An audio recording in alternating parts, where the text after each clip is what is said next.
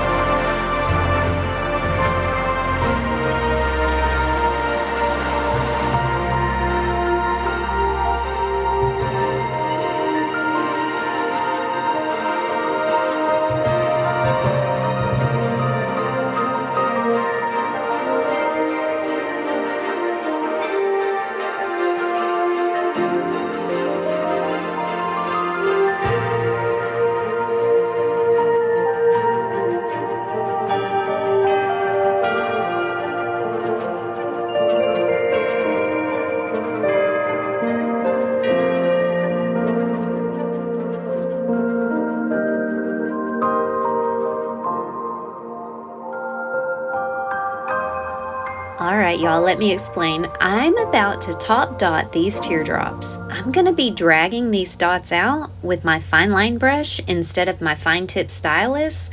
The reason I'm doing it this way is because my original teardrops are not 100% dry. So you can imagine if I start rubbing that fine tip stylus over it, it's just going to kind of cut in and make it all gross and stuff.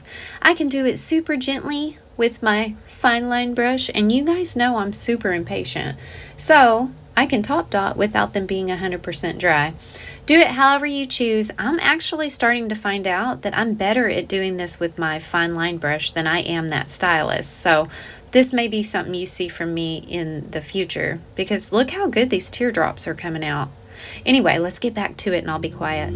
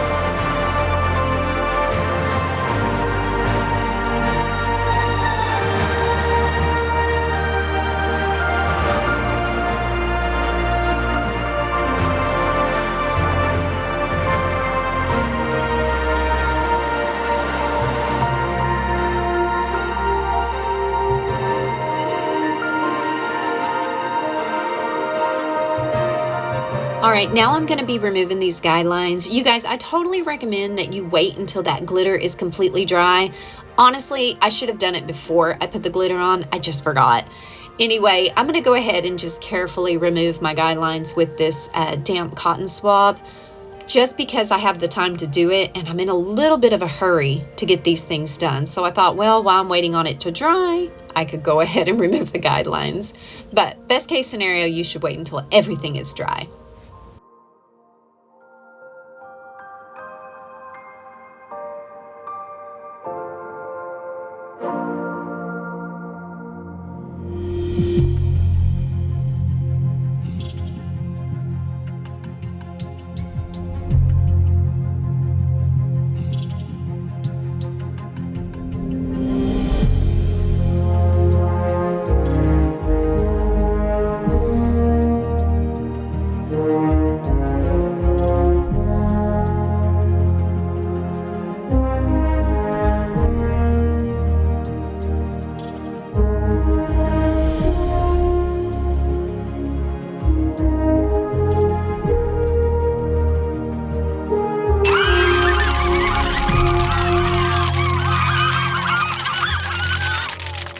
Oh, you guys, I love how this turned out. I'm not even gonna lie to you. I was thinking, what in the world did I do at the very beginning? When those colors started changing, I thought, oh no.